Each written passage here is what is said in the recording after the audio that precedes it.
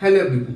आज हम लीचा टेलियर प्रिंसिपल की बात करेंगे कि हमारा लीचा टेलियर प्रिंसिपल जो है वो क्या कहलाता है और ये कहाँ अप्लाई होता है। तो जो हमारा लीचा टेलियर प्रिंसिपल है वो physical reaction and chemical reaction दोनों ही रिएक्शन में अप्लाई होता है। तो सबसे पहले हम कुछ एग्जाम्पल लिखेंगे और उस एग्जाम्पल के थ्रू हम लीचा टेलियर प्रिंसिपल का स्टेटमेंट जो है वो समझेंगे कि हमारा लीचा टेलियर प्रिंसिपल जो है वो क्या कहलाता है। नाइट्रोजन एंड हाइड्रोजन गैस को हमने जो है एक कंटेनर में लिया और हमने ऐसी कंडीशन अप्लाई की ताकि ये दोनों आपस में रिएक्ट करने लगे।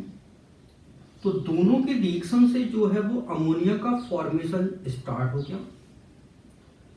कुछ टाइम बाद हमने देखा कि जितना नाइट्रोजन हाइड्रोजन जो है वो अमोनिया बना रहा है उतनी ही अमाउंट में अमोनिया ब्रेक होके नाइट्रोजन एंड हाइड्रोजन बना रहा है। इक्वेशन को हम बैलेंस कर लेंगे।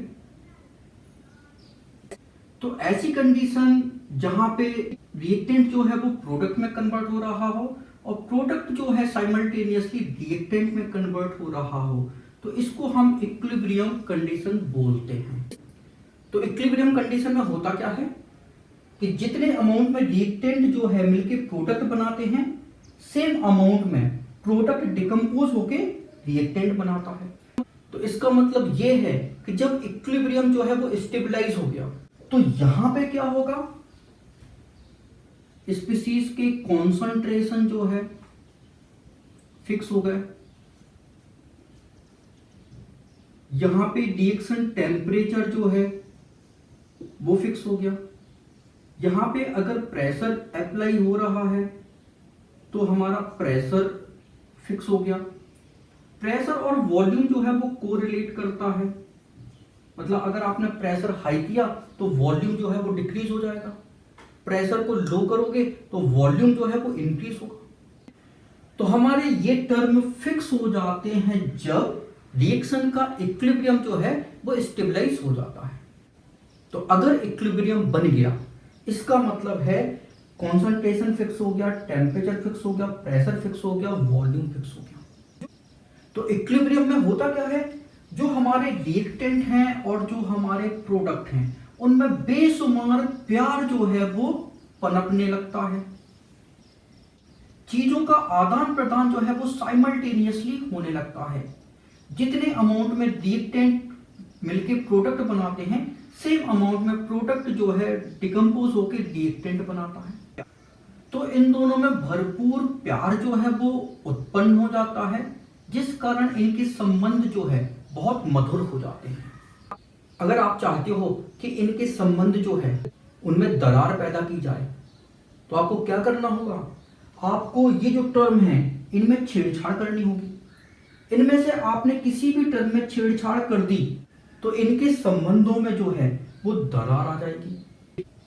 तो उस दरार को खत्म करने के लिए ये क्या करेंगे, कुछ कॉम्प्रोमाइज करेंगे जिससे कि वो दरार खत्म हो जाए। तो केमिकल रिएक्शन में होता क्या है, अगर आपने कॉन्सेंट्रेशन को चेंज कर दिया तो रिएक्शन उस डायरेक्शन में मूव करती है जहां पे कॉन्सेंट्रेशन के इफेक्ट को नलीफाई किया जा सके और दोबारा से इक्विलिब्रियम जो है वो स्टेबलाइज हो जाए। अगर आपने टेम्परेचर को चेंज कर दिया तो रिएक्शन उस डायरेक्शन में मूव करती है जहां पे टेम्परेचर के इफेक्ट को नलीफाई किया जा सके और इक्विलिब्रियम जो है वो दोबारा से बन जाए, मधुर संबंध दोबारा से बन जाए। अगर आपने प्रेशर को चेंज कर दिया या फिर वॉल्यूम को चेंज कर दिया तो रिएक्शन उस डायरेक्शन में मूव करती है ताकि इक्विलिब्रियम फिर से बन जाए, दोबारा इक्विलिब्रियम जो है वो स्टेबलिश हो जाए।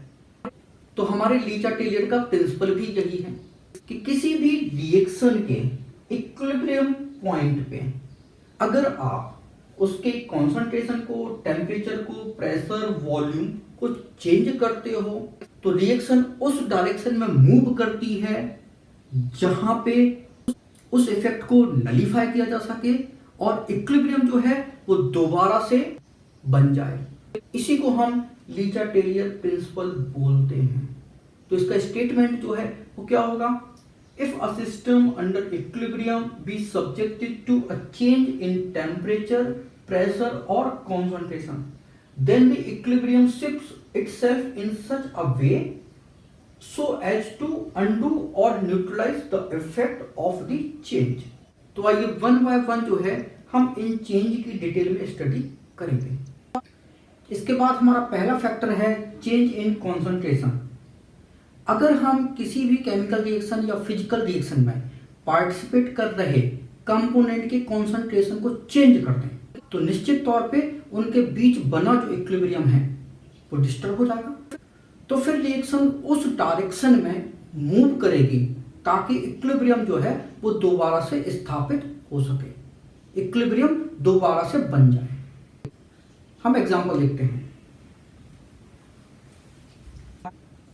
हाइड्रोजन एंड आयोडीन कंबाइन होके क्या बना रहा है, HI बना रहा है। एक टाइम ऐसा आएगा कि जितना हाइड्रोजन आयोडीन मिलके HI बना रहा है उतना ही HI जो है वो डिकम्पोज होके हाइड्रोजन एंड आयोडीन बना रहा है। तो ये कंडीशन होती है हमारी इक्विलिब्रियम की कंडीशन। यहाँ पे फॉरवर्ड रिएक्शन और बैकवर्ड रिएक्शन के रेट जो है वो इक्वल होते हैं। फॉरवर्ड रिएक्शन और बैकवर्ड रिएक्शन की जो स्पीड है वो इक्वल होती है। अब यहाँ पे इक्विलिब्रियम जो है वो स्थापित हो गया। तो यहाँ पे इक्विलिब्रियम कांस्टेंट जो Kc है वो क्या होगा, मोलर कॉन्सेंट्रेशन ऑफ HI, इसका स्क्वायर क्योंकि इक्वेशन में बैलेंस करनी पड़ेगी, upon molar concentration of hydrogen and molar concentration of iodine. तो सपोज Kc जो है इसकी वैल्यू जो है वो xi। अब आपने क्या किया, हाइड्रोजन का कंसंट्रेशन को इंक्रीज कर दिया तो क्या होगा, ये जो इक्विलिब्रियम बना हुआ है ये डिस्टर्ब हो जाएगा। तो फिर रिएक्शन उस डायरेक्शन में मूव करेगी जहां पे कॉन्सेंट्रेशन के चेंज को नलीफाई किया जा सके। तो कॉन्सेंट्रेशन का चेंज तभी नलीफाई होगा जब प्रोडक्ट जो है वो और ज्यादा बने, तभी इक्विलिब्रियम दोबारा से स्थापित होगा। अगर हमने आयोडीन की कॉन्सेंट्रेशन को बढ़ाया तो रिएक्शन जो है वो फॉरवर्ड डायरेक्शन की ओर मूव करेगी ताकि आयोडीन के बढ़े हुए कॉन्सेंट्रेशन के प्रभाव को नलीफाई किया जा सके, खत्म किया जा सके, नष्ट किया जा सके। अगर हमने हाइड्रोजन एंड आयोडीन दोनों के कॉन्सेंट्रेशन को इंक्रीज कर दिया तो क्या होगा, प्रोडक्ट जो है वो ज्यादा बनेंगे ताकि दोबारा से इक्विलिब्रियम स्थापित हो सके। अगर हमने यहाँ पे HI के कॉन्सेंट्रेशन को बढ़ाया तो हमारी केमिकल रिएक्शन जो है वो बैकवर्ड डायरेक्शन में शिफ्ट होगी ताकि इक्विलिब्रियम दोबारा से बन सके। अगर हमने यहाँ पे HI को जो है वो रिमूव करना स्टार्ट कर दिया, यहाँ से हटाना स्टार्ट कर दिया तो भी हमारा इक्विलिब्रियम डिस्टर्ब हो जाएगा। तो क्या होगा, हाइड्रोजन आयोडीन मिलके और ज्यादा HI बनाएंगे ताकि इक्विलिब्रियम स्थापित हो सके। तो अगर हम किसी भी केमिकल रिएक्शन या फिजिकल रिएक्शन में पार्टिसिपेट कर रहे कंपोनेंट के कॉन्सेंट्रेशन को इंक्रीज करते हैं या फिर डिक्रीज करते हैं तो केमिकल रिएक्शन या फिजिकल रिएक्शन उस डायरेक्शन में मूव करती है ताकि उस कॉन्सेंट्रेशन के प्रभाव को नष्ट किया जा सके, नलीफाई किया जा सके, न्यूट्रलाइज किया जा सके। और याद रखना, आप कॉन्सेंट्रेशन को कितना भी चेंज कर दो, जब दोबारा से इक्विलिब्रियम बनेगा तो Kc की वैल्यू जो है वो चेंज नहीं होगी, उसकी न्यूमेरिक वैल्यू जो है वो सेम होगी।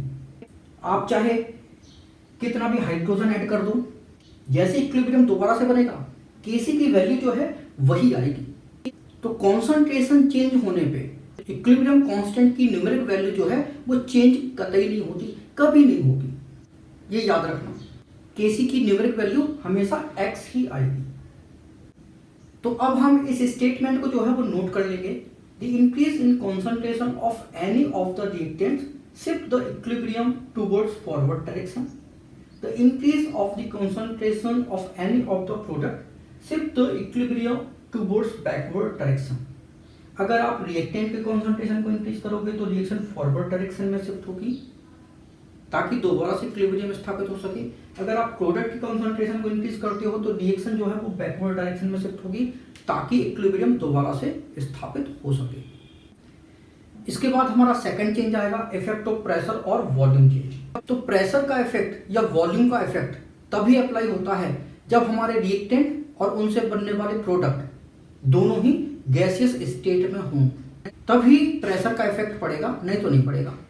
तो प्रेशर का इफेक्ट केवल और केवल गैसियस मीडियम में होता है। तो प्रेशर का इफेक्ट ना तो सॉलिड मीडियम में होगा और ना ही लिक्विड मीडियम में होगा। तो प्रेशर का इफेक्ट जो है वही केमिकल रिएक्शन शो कर सकती है, जिनके प्रोडक्ट और रिएक्टेंट दोनों कैसे हों, गैसियस स्टेट में हों, तभी प्रेशर का इफेक्ट पड़ेगा, नहीं तो नहीं पड़ेगा। तो चलिए इसको हम एक एग्जांपल के थ्रू समझेंगे। हमने एक कंटेनर लिया है और इस कंटेनर में हमने नाइट्रोजन एंड हाइड्रोजन जो है वो गैस भर दी है। तो नाइट्रोजन एंड हाइड्रोजन जो है वो गैस भरी, तो ये मिलके क्या करेंगे, अमोनिया का फॉर्मेशन करेंगे। तो अमोनिया गैस जो है वो बन रही है और यहां पे हमने जो है वो ऑटोमेटिक पिस्टन जो है वो लगाया हुआ है।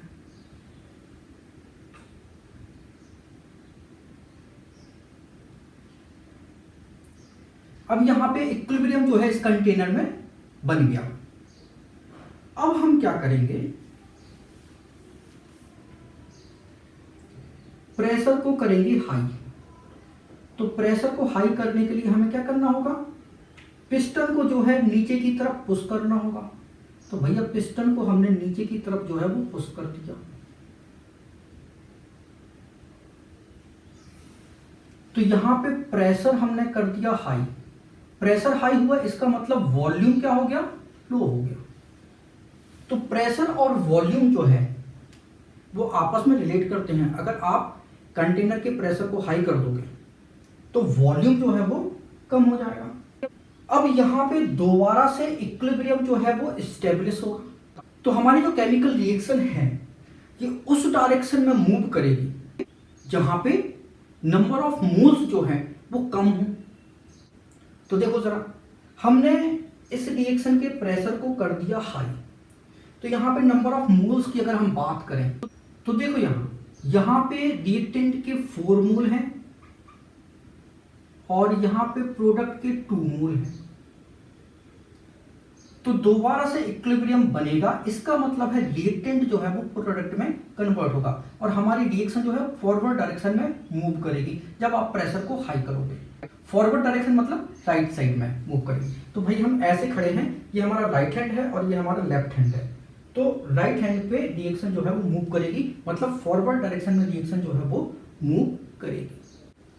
तो जैसे ही रिएक्शन फॉरवर्ड डायरेक्शन में मूव करेगी, यहाँ पे इक्विलिब्रियम जो है वो दोबारा से स्थापित हो जाएगा। अगर हम यहाँ पे Kc की बात करें, इक्विलिब्रियम कांस्टेंट, तो NH3 का कॉन्सेंट्रेशन उसका स्क्वायर, नाइट्रोजन का कॉन्सेंट्रेशन और हाइड्रोजन का कॉन्सेंट्रेशन, ये जो रेशियो है ये हमारा इक्विलिब्रियम कांस्टेंट कहलाएगा।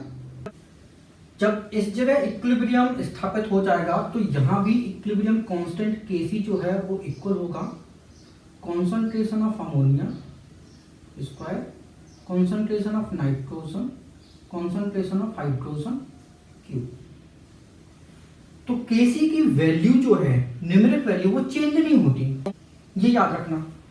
तो ना ही कॉन्सेंट्रेशन इंक्रीज या डिक्रीज करने पे या प्रेशर इंक्रीज डिक्रीज करने पे जो इक्विलिब्रियम कांस्टेंट है उसकी न्यूमेरिक वैल्यू जो है वो चेंज नहीं होगी। दूसरी रिएक्शन लिख रहे हैं,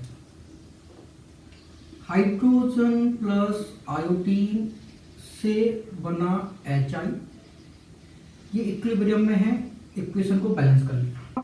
अब यहां पे कितने मोल हैं, 2 मोल हैं और यहां पे कितने मोल हैं, यहां भी 2 मोल हैं।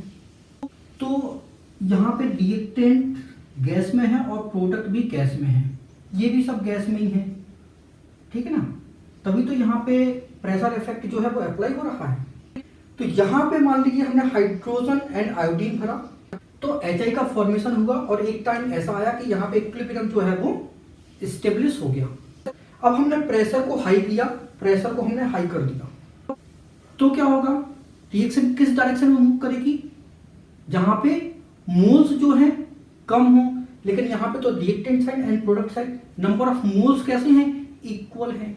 तो फिर ऐसी रिएक्शन जहां पे रिएक्टेंट एंड प्रोडक्ट दोनों साइड नंबर ऑफ मोल्स जो है वो इक्वल होते हैं, तो यहाँ पे प्रेशर का इफेक्ट नहीं होता, ना ही वॉल्यूम का इफेक्ट होता है।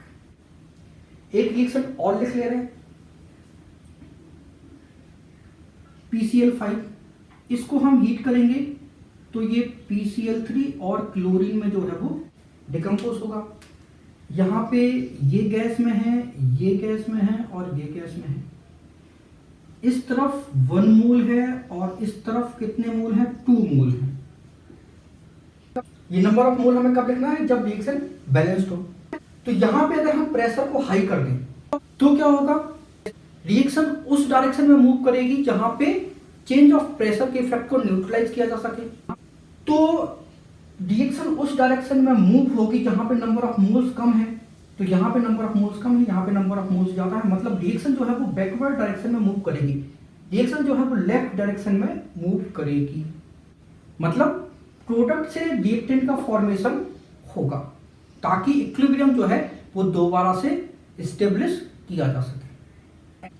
तो चेंज ऑफ प्रेशर और चेंज ऑफ वॉल्यूम को जो है वो हम डेल्टा एन के थ्रू बताते हैं कि डेल्टा एन की वैल्यू अगर 0 है, इस जगह पे डेल्टा एन की वैल्यू कैसी है, 0 है, तो यहाँ पे चेंज ऑफ प्रेशर का इफेक्ट नहीं होगा, चेंज ऑफ वॉल्यूम का इफेक्ट नहीं होगा।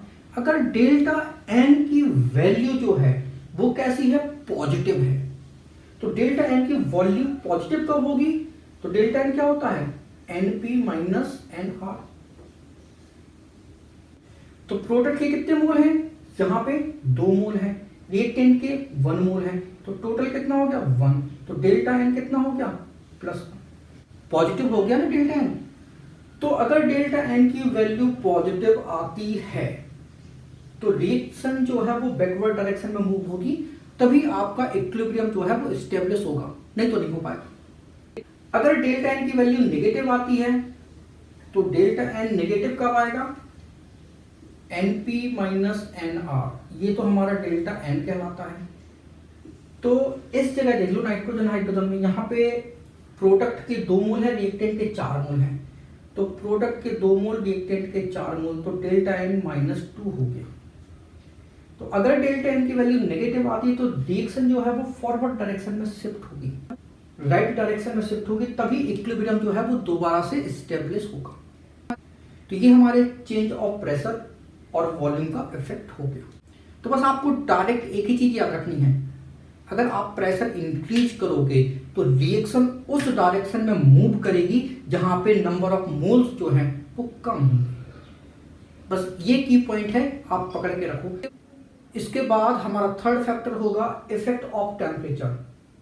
तो अगर हम किसी भी केमिकल रिएक्शन के इक्विलिब्रियम स्टेट में टेम्परेचर को इंक्रीज करते हैं तो रिएक्शन उस डायरेक्शन में मूव होगी जिस डायरेक्शन में एंडोथर्मिक रिएक्शन जो है वो रन कर रही होगी, जिस डायरेक्शन में एंडोथर्मिक रिएक्शन जो है वो चल रही होगी। और अगर हम टेम्परेचर को लो करते हैं, टेम्परेचर को कम करते हैं, तो रिएक्शन जो है उस डायरेक्शन में शिफ्ट होगी जहां पे एक्सोथर्मिक रिएक्शन जो है वो मूव कर रही होगी, ताकि दोबारा से इक्विलिब्रियम जो है वो स्टेब्लिश हो सके। तो हम एक एग्जांपल लेते हैं।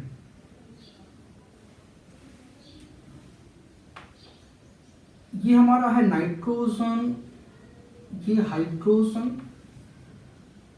कंबाइन करके इन्होंने बनाए अमोनिया। अब नाइट्रोजन हाइड्रोजन मिलके अमोनिया बना रहा है, इक्वेशन को हमने बैलेंस कर लिया।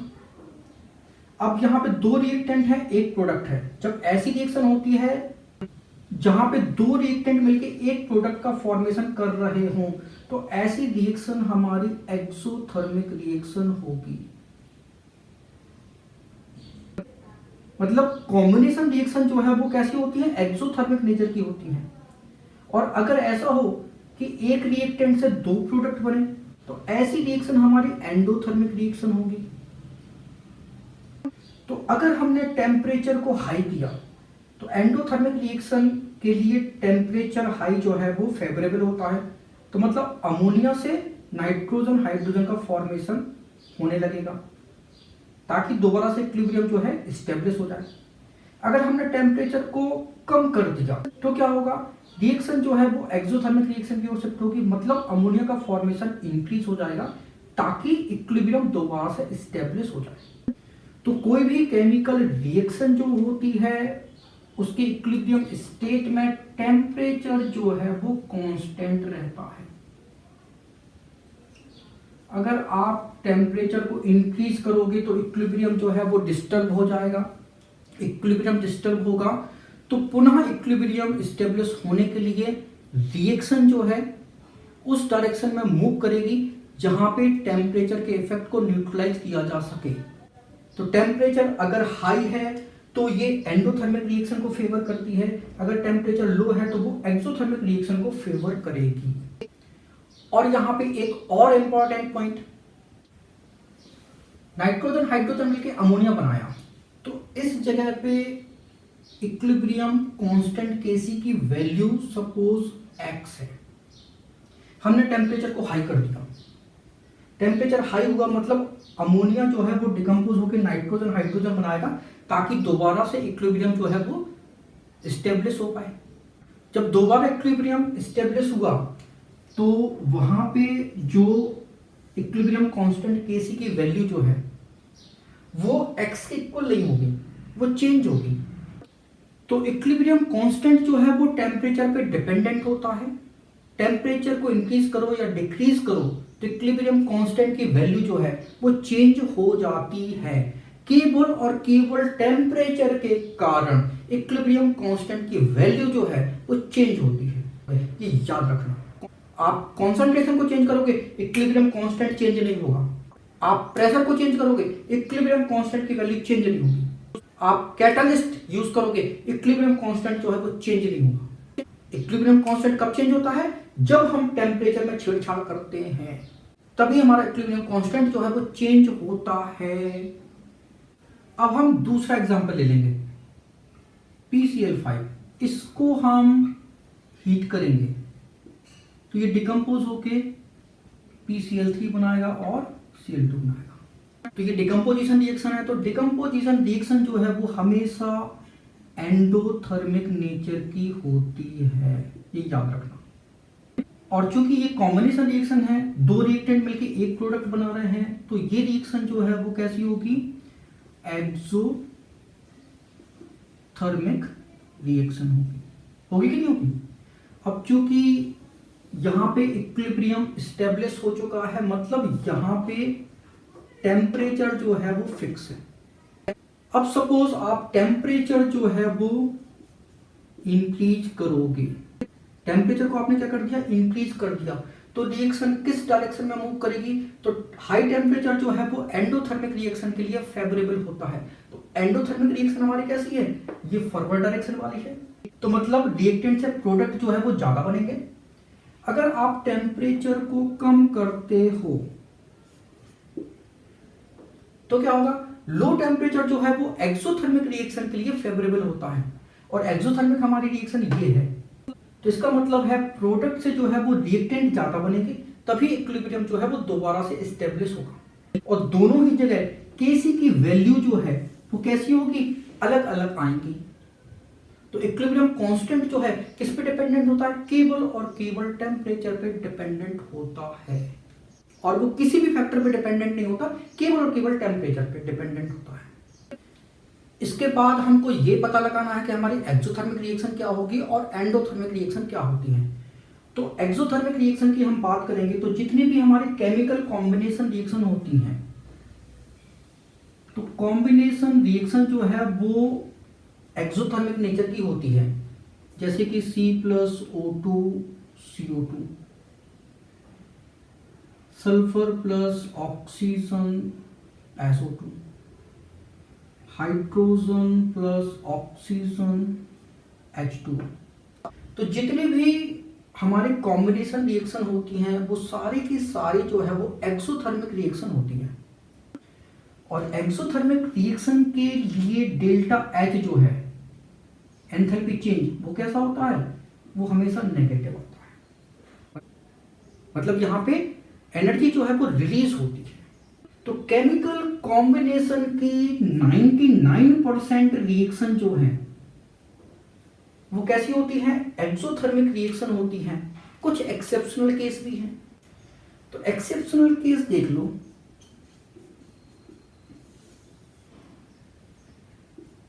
नाइट्रोजन ऑक्सीजन से बनता है NO। ये हमारी कैसी होती है, ये एंडोथर्मिक नेचर की होती है।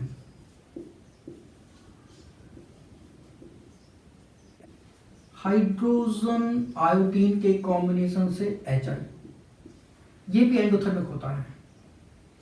कार्बन एंड हाइड्रोजन से C2H2 एसिटिलीन का फॉर्मेशन होना, ये भी हमारा एंडोथर्मिक रिएक्शन कहलाता है। NO+O2 से NO2 बनाना, ये भी हमारा एंडोथर्मिक नेचर कहलाता है। तो केमिकल कॉम्बिनेशन की ये कुछ रिएक्शन जो है वो कैसी होती हैं, वो एंडोथर्मिक नेचर की होती हैं, जो कि एक्सेप्शनल केस है। बाकी 99% रिएक्शन जो है वो कैसी होती हैं, एक्सोथर्मिक नेचर की होती हैं। और अगर रिएक्शन एक्सोथर्मिक है और वहां पे इक्विलिब्रियम स्टेबलिश है, तो हाई टेम्परेचर जो है वो अनफेवरेबल होगा, लो टेम्परेचर जो है वो फेवरेबल होगा। तो एक्सोथर्मिक रिएक्शन के लिए लो टेम्परेचर जो है वो फेवरेबल होता है। इसके बाद हमारी एंडोथर्मिक रिएक्शन होगी। तो जो हमारी डिकम्पोजिशन रिएक्शन होती हैं वो हमारी एंडोथर्मिक नेचर की होती हैं। तो 99% डिकम्पोजिशन रिएक्शन जो है वो एंडोथर्मिक नेचर की होती है। एग्जाम्पल ले लो, calcium carbonate, calcium oxide and CO2 बनेगा। ये कैसा होगा, एंडोथर्मिक रिएक्शन होगा। और एंडोथर्मिक रिएक्शन के लिए डेल्टा H जो है वो कैसा होता है, वो पॉजिटिव होता है। अमोनिया हीट करोगे तो क्या बनेगा, nitrogen and hydrogen. PCl5 heat करोगे तो क्या बनेगा, PCl3 Cl2। तो डिकम्पोजिशन रिएक्शन मतलब एक रिएक्टेंट से एक से ज्यादा प्रोडक्ट बनते हैं, तो ये रिएक्शन हमारी डिकम्पोजिशन रिएक्शन कहलाती है। और 99% डिकम्पोजिशन रिएक्शन कैसी होती हैं, एंडोथर्मिक नेचर की होती हैं। और एंथैल्पी चेंज जो है एंडोथर्मिक रिएक्शन में कैसा होता है, पॉजिटिव होता है। कुछ एक्सेप्शनल केस भी होंगे।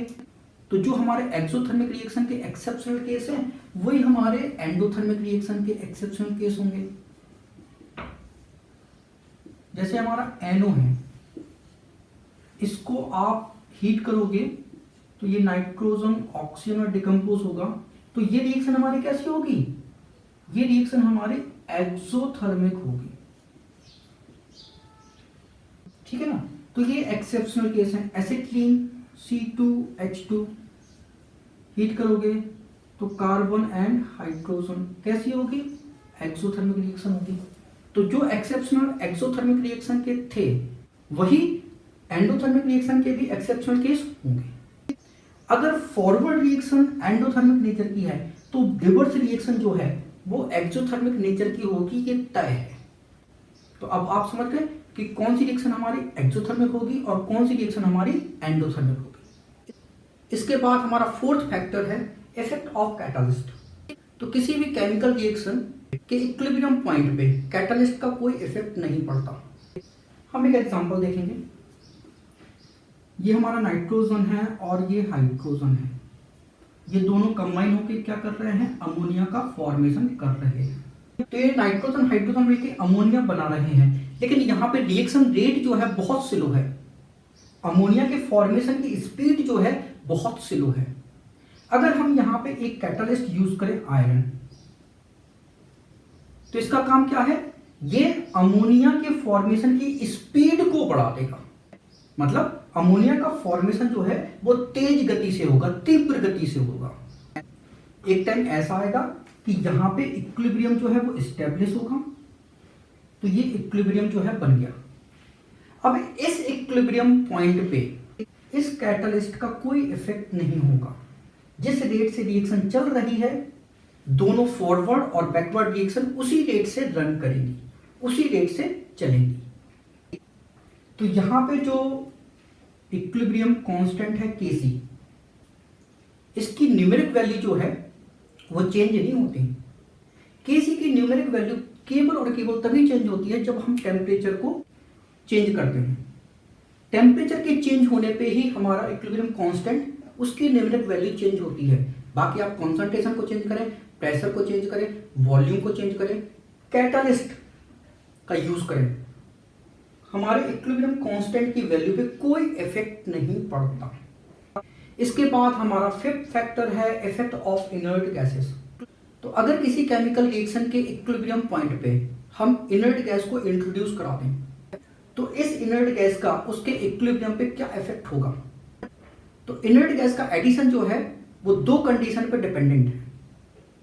पहली कंडीशन, अगर आप इनर्ट गैस का एडिशन करा रहे हो लेकिन वॉल्यूम जो है कांस्टेंट है, कंटेनर का वॉल्यूम चेंज नहीं हुआ, तो इक्विलिब्रियम पॉइंट पे क्या इफेक्ट होगा। तो सपोज कि ये एक कंटेनर है, इस कंटेनर में नाइट्रोजन एंड हाइड्रोजन मिलके अमोनिया का फॉर्मेशन कर रहे हैं और एक टाइम ऐसा आएगा कि यहाँ पे इक्विलिब्रियम जो है वो स्टेब्लिश हो गया। तो इस कंटेनर में नाइट्रोजन हाइड्रोजन मिलके अमोनिया जो है बनाया और ये इक्विलिब्रियम स्टेट में है। अब आपने क्या किया कि यहाँ पे हमने इनर्ट गैस जो है वो इंट्रोड्यूस करा दी। सपोज आपने आर्गन गैस जो है वो डाल दी। अब यहाँ पे वॉल्यूम तो चेंज नहीं हुआ। अब वॉल्यूम चेंज नहीं हुआ तो हमको पता है कि volume directly proportional to n होता है। इसका मतलब ये है कि गैस के जो नंबर ऑफ मोल्स हैं पर यूनिट वॉल्यूम में वो चेंज नहीं होंगे और जब वो चेंज नहीं हुए तो फिर इनर्ट गैस को आपने ऐड करा दिया तो उसका इक्विलिब्रियम स्टेट पे कोई इफेक्ट नहीं होगा। इक्विलिब्रियम जो है एज इट इज बना रहेगा। तो कांस्टेंट वॉल्यूम पे इनर्ट गैस का एडिशन आप कराते हो तो इक्विलिब्रियम पॉइंट पे कोई इफेक्ट नहीं आता, कोई इफेक्ट नहीं पड़ता। क्यों? क्योंकि गैस के नंबर ऑफ मोल्स जो है वो चेंज नहीं होते और इनका पार्शियल प्रेशर भी चेंज नहीं होता।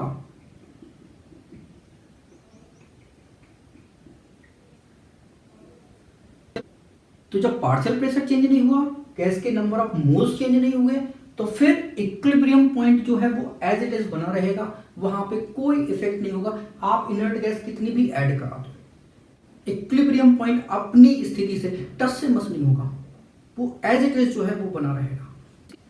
इसके बाद अगर आप इनर्ट गैस का एडिशन जो है कांस्टेंट प्रेशर पे करा रहे हो तो इक्विलिब्रियम पॉइंट पे क्या इफेक्ट होगा। तो देखो जरा,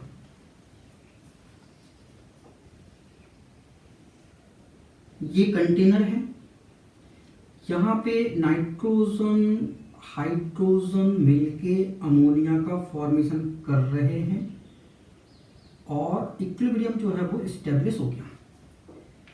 यहां पे हमने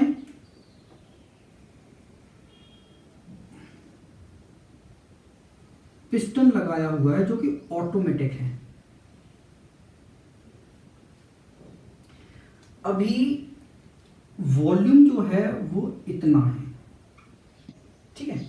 अब जैसे ही आपने यहां पे इनर्ट गैस जो है वो इंट्रोड्यूस करा तो निश्चित तौर पे प्रेशर जो है वो इंक्रीज होगा, लेकिन आपको प्रेशर क्या करना है, कांस्टेंट रखना है। तो प्रेशर तभी कांस्टेंट रह सकता है जब वॉल्यूम जो है वो इंक्रीज हो जाए, तो पिस्टन जो है वो ऊपर की तरफ जो है वो शिफ्ट हो जाएगा। समझ में आपको? तो नाइट्रोजन एंड ये हाइड्रोजन अमोनिया बना। तो जैसे ही कंटेनर का वॉल्यूम जो है वो इंक्रीज हो गया तो number of per unit volume में नाइट्रोजन हाइड्रोजन अमोनिया के कॉन्सेंट्रेशन जो है वो डिक्रीज हो गए। कॉन्सेंट्रेशन डिक्रीज हो गए मतलब नंबर ऑफ मोल्स जो है पर यूनिट वॉल्यूम में कम हो गए।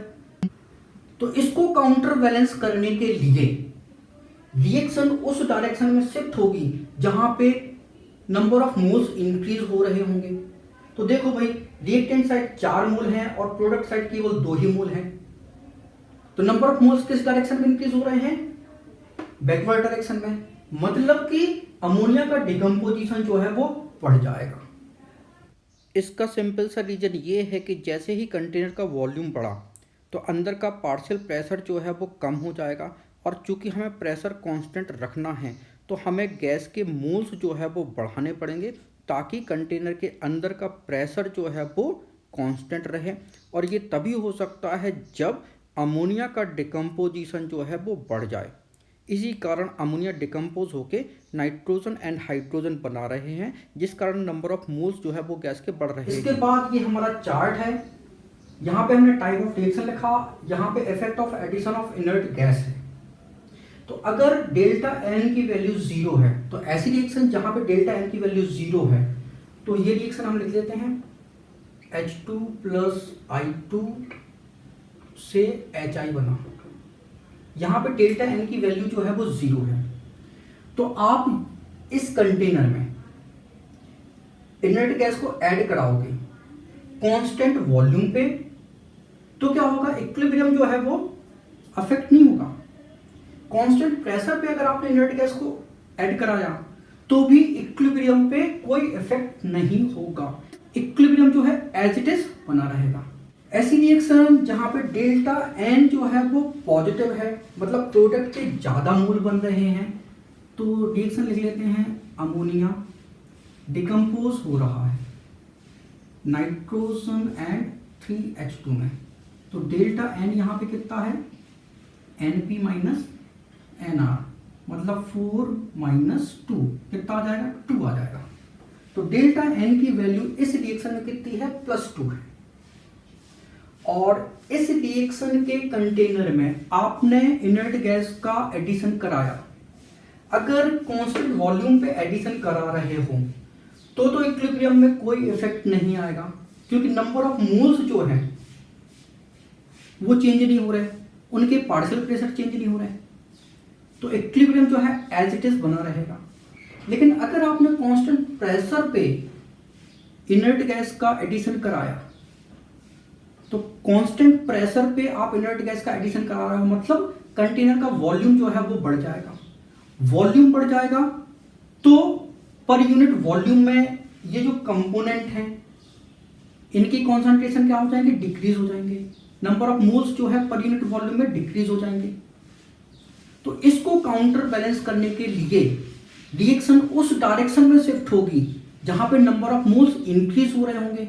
मतलब रिएक्शन जो है रिएक्टेंट से प्रोडक्ट ज्यादा बनेंगे। क्यों? क्योंकि जहां पे 2 मोल है और यहां पे 4 मोल है, तो रिएक्शन उस डायरेक्शन में शिफ्ट होगी जहां पे नंबर ऑफ मोल्स ज्यादा बन रहे हैं, तो रिएक्टेंट से प्रोडक्ट बनेंगे, मतलब इक्विलिब्रियम शिफ्ट होगा राइट डायरेक्शन में।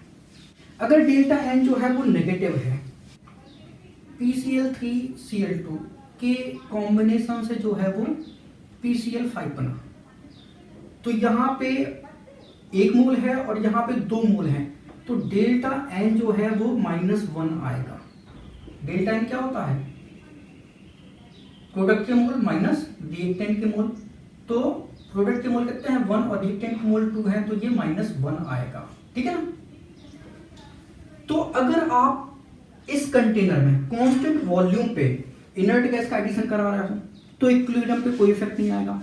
क्यों? क्योंकि number of moles per unit volume में चेंज नहीं हो रहा है, पार्शियल प्रेशर जो है वो भी चेंज नहीं हुआ।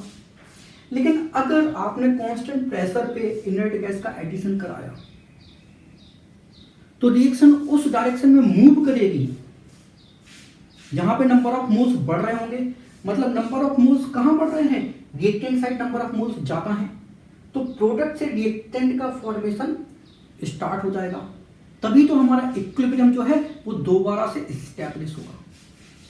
तो कांस्टेंट प्रेशर पे आपने इनर्ट गैस का एडिशन कराया तो इक्विलिब्रियम शिफ्ट टू लेफ्ट, मतलब प्रोडक्ट से रिएक्टेंट बनेंगे, तभी आपका इक्विलिब्रियम जो है वो दोबारा से एस्टैब्लिश होगा। तो ये हमारा लीचा-टेलियर प्रिंसिपल था। Thank you so much for watching this video. अगर वीडियो अच्छा लगा तो प्लीज इसको लाइक करें, उसको शेयर करें। अगर आपने हमारे चैनल को अभी तक सब्सक्राइब नहीं किया तो प्लीज इसको सब्सक्राइब करें। Thank you once again for watching this video.